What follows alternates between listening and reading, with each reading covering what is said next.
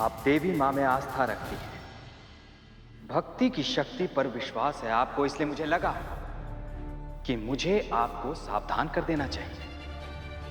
यदि आपने अपने स्वामी को नहीं रोका मारा तो उनकी मृत्यु निश्चित है। असुर राज ने बालक कार्तिकेय की क्षमताओं को कम आंकने की भूल की है। सर्वज्ञाता महादेव शिव शंकर का पुत्र है, वो उन शक्तियों का पुत्र है जो कभी दुर्बल पड़ ही नहीं सकता। इसलिए हो सके तो आप अपने पति को रोकिए, समझाइए, उनकी रक्षा करने का प्रयास कीजिए, अन्यथा उनके प्राण जिन चरण कमलों में है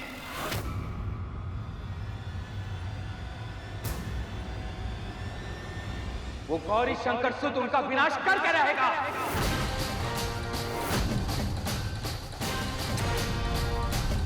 देवराजेंद्र!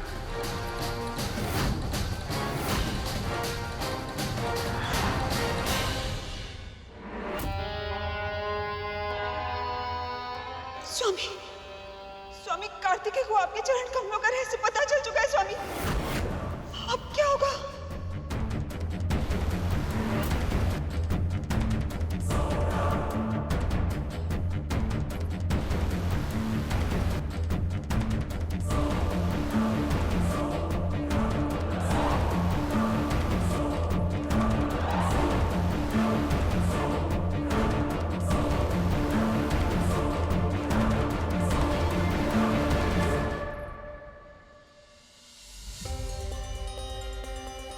यह तो सुरक्षित है, व्यर्थ में ही मैं चिंतित हो रहा था।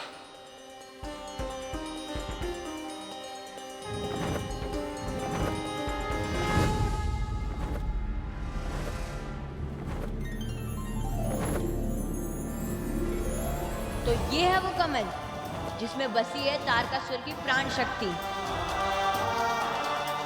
अब मुझे ज्ञात हो गया कि तारकासुर के प्राण भरने हैं तो मुझे इस कमल को नष्ट करना होगा।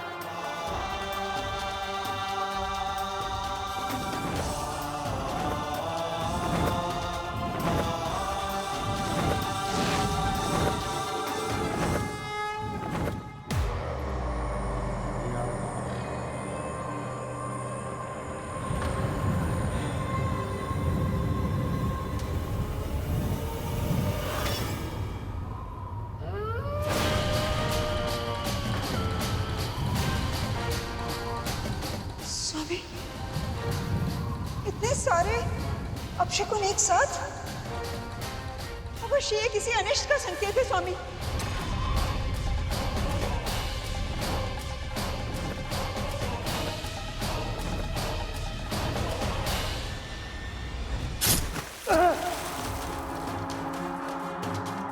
स्वामी क्या हो रहा है आपको स्वामी?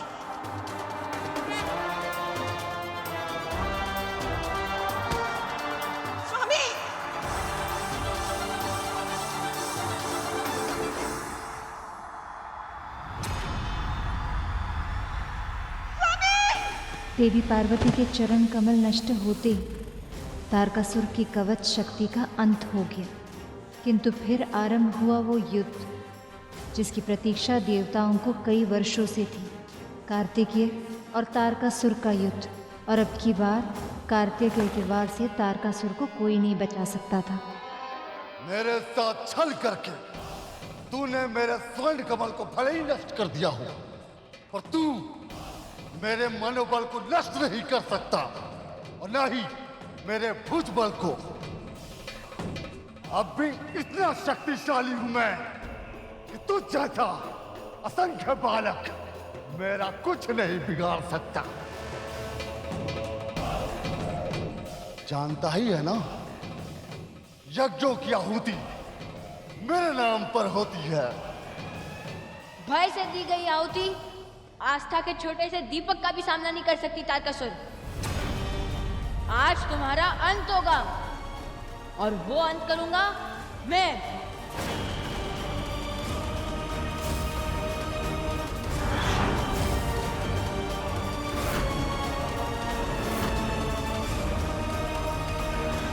धर्म और अधर्म के युद्ध में सभी दिव्य शक्तियों को धर्म का साथ तो देना ही था।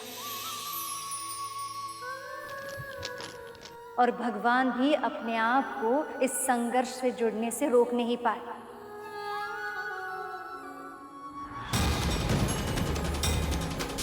तभी नारायण, ब्रह्मदेव, महादेव, शक्ति अपने अपने दिव्य अस्त्रों के साथ वहां पहुंच गए।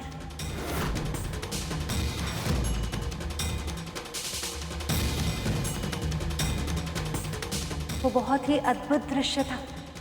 ऐसा लग रहा था कि कार्तिकेय में उन सब की शक्ति प्रवाहित हो रही है।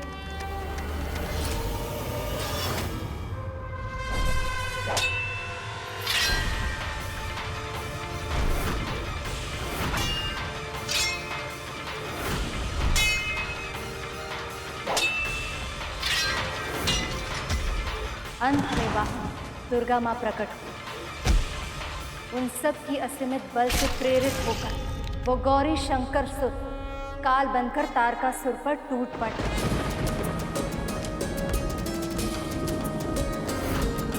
दुर्गमा दुर्गमा लोका दुर्गमात्म स्वरूपिणी, दुर्गम मार्ग प्रदा दुर्गम विद्या दुर्गमाश्रिता, दुर्गम ज्ञान संस्थाना दुर्गम ध्यान वासिनी, दुर्गमोहा दुर्गमदा दुर्गमार्ग स्वरूपिणी, दुर्गमासुर सहंत्री दुर्गमायुधधारिणी,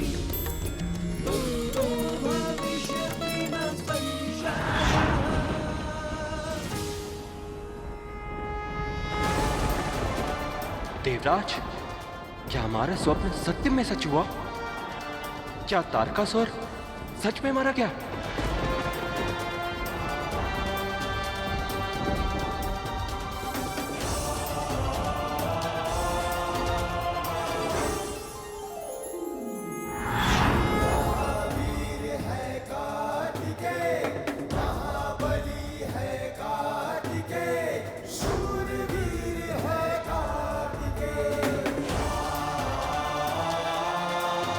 शिवपुत्र कार्तिकेय की, शिवपुत्र कार्तिकेय की, शिवपुत्र कार्तिकेय की, शिवपुत्र कार्तिकेय की, शिवपुत्र कार्तिकेय की। और इस प्रकार स्कंदमाता के आशीर्वाद से कार्तिकेय ने तारकासुर जैसे महादुष्ट राक्षस का अंत किया और संसार की रक्षा। उसके बाद देवी पार्वती ने गणेश को जन्म दिया। नवरात्रि के 5वें दिन हम इन्हीं देवी की पूजा करते हैं। आइए आरती करके हम स्कंदमाता की पूजा संपन्न करते हैं।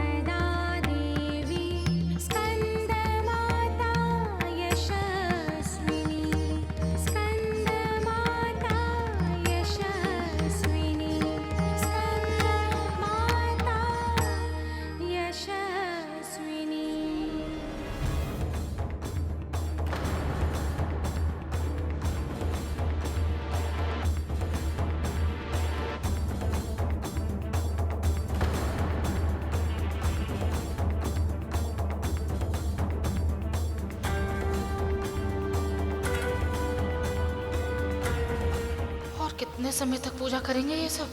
कथा तक तो फिर भी ठीक था, पर अब तो कार्तिकेय के छोटे भैया के वाहन मूसक देव हमारे उधर में अशांति फैला रहे हैं। अब तो अति हो गई। इनकी पूजा का कार्यक्रम तो न जाने कब तक चले।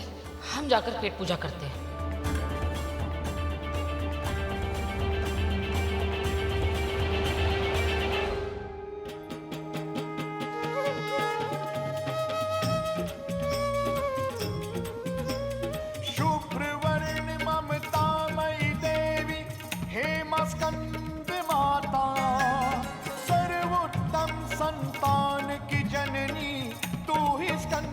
माता है माँ, तू ही स्कंद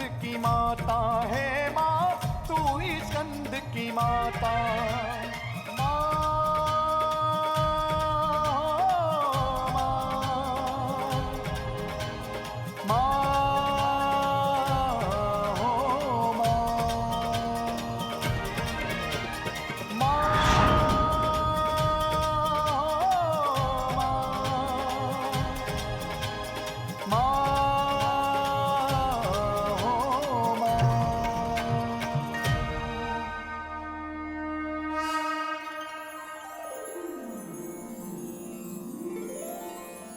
मैं आप सबकी पूजा से बहुत प्रसन्न हूं।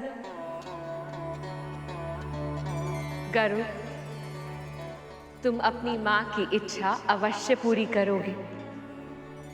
भविष्य में जब भी एक आदर्श पुत्र का नाम लिया जाएगा, तुम्हारा ही उदाहरण दिया जाएगा। आप सबकी मनोकामनाएं भी अवश्य पूरी होंगी। मेरा आशीर्वाद आपके साथ है।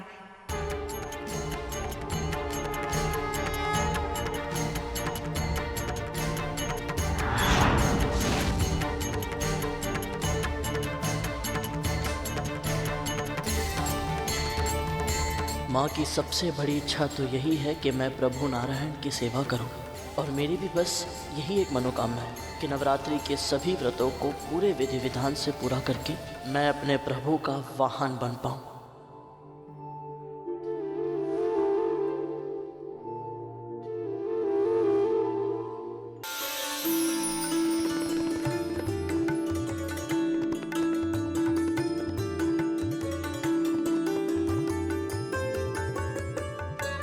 बहन, आपके मुख पर मुस्कुराहट देखकर मुझे तो बहुत प्रसन्नता हो रही है। कल स्कंद माता की कथा सुनकर ऐसा लगा जैसे परिस्थिति कितनी भी विपरीत क्यों ना हो, एक माता और उसके पुत्र के बीच विशेष संबंध सूत्र कभी नहीं टूटता। न जाने क्यों हमें ऐसा विश्वास होने लगा है बहन कि हमें हमारा पुत्र अवश्य मिलेगा। आपके मन में इस व्रत के प्रभाव से आस्था जगी, बहुत अच्छी बात है। अब आप बिल्कुल भी चिंता मत कीजिए, बस पूरी भक्ति से प्रार्थना कीजिए। माँ आपकी प्रार्थना को अनसुना नहीं करेंगे।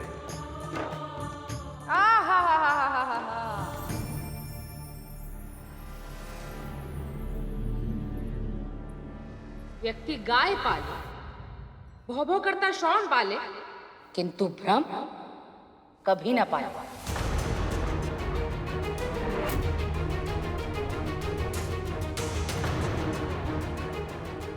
2-4 दिन व्रत क्या रखेंगे?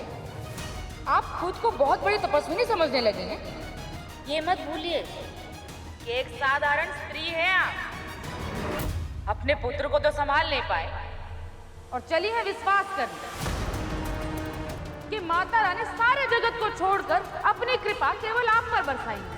अब भाई ये तो अति ही हो गई। दीदी अब बस भी कीजिए ना, आप इतना कड़वा काहे बोल रही हैं आप? हम तो केवल सच बोल रहे हैं। ये जो आपके अतिथि है ना छोटे, ये तीनों माता रानी की कथा सुनने सुनाने के बहाने भाभी को उल्टी सीधी पट्टी पढ़ा रहे हैं।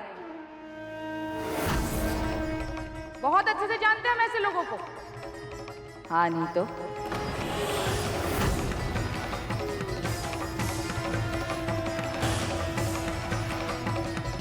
क्या कहा आपने?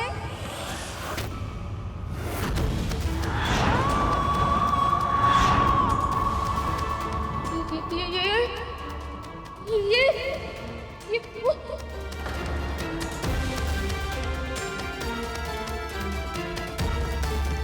क्या मैंने अभी अभी माता को देखा या मेरा कोई भ्रम था? स्त्रियों का इस समाज में सहज जीवन जी पाना पहले से कठिन है, और आप एक स्त्री होकर भी दूसरे स्त्री के मार्ग पर कांटे बो रही है। आपको तो इन्हें मानसिक शांति देनी चाहिए, किंतु आप इन्हें मानसिक संताप दे रही हैं। नहीं नहीं, ऐसी कोई बात नहीं है। छोड़िए ना, छोड़िए, आगे बढ़ते हैं, है ना?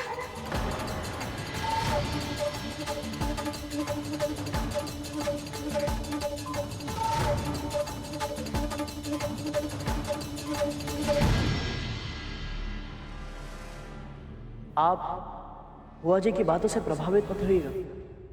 माँ भगवती आपकी प्रार्थना अवश्य पूरी करेंगी।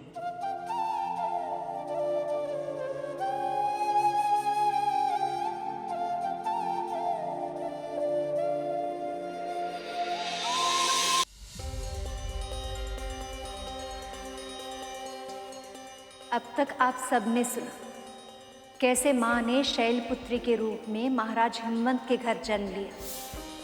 आपका विवाह उन्हीं के साथ हो जिन्हें पति रूप में प्राप्त करने की इच्छा समय आपके हृदय में सहज रूप से प्रकट करे। उसके बाद ब्रह्मचारिणी के रूप में तप करके महादेव को पति के रूप में प्राप्त किया।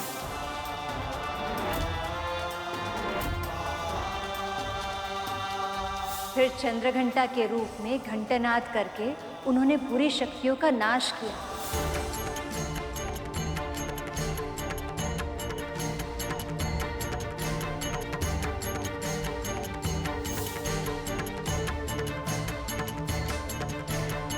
और फिर इस संसार और अपने पति के घर को सुंदर और स्वच्छ बनाया।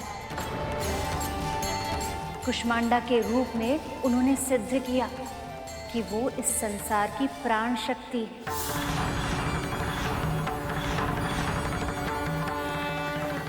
और फिर स्कंदमाता के रूप में कार्तिकेय और गणेश को जन्म देकर उन्हें योग्य बनाया।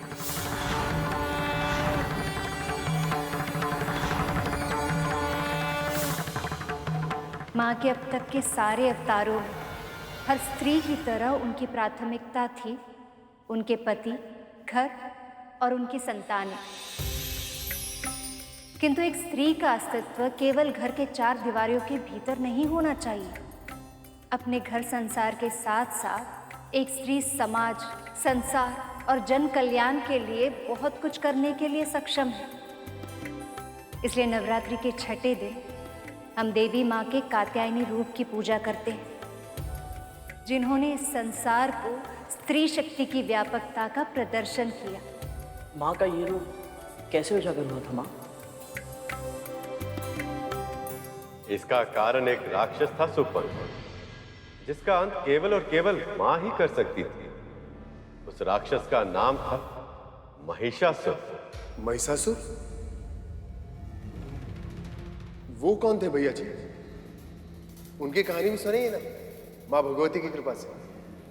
रंभ और क्रम नाम के दो राक्षस भाइयों ने देवताओं से भी अधिक बल और सामर्थ्य अर्जित करने के लिए बहुत कठिन तपस्या की थी। ओम नमः शिवाय, ओम नमः शिवाय, ओम ब्रह्मदेवाय नमः, ओम ब्रह्मदेवाय नमः। रंभ की तपस्या से प्रसन्न होकर महादेव ने उसे एक वरदान दिया कि उसे एक महाशक्तिशाली पुत्र प्राप्त होगा, जो अपनी भीषण तपस्या से अमरता के समान अद्भुत वरदान प्राप्त करे। तथास्तु। ये सुनकर रंभ तो प्रसन्न हो गए, किंतु देवराज इंद्र और अन्य सभी देवता चिंता में डूब गए।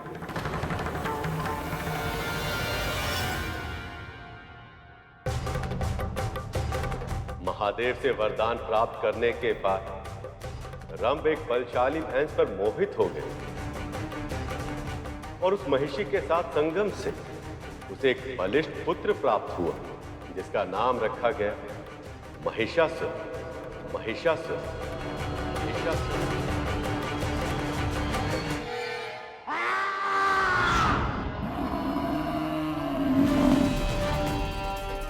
जन्म के बाद से ही महिषासुर हिंसा करने लगा था।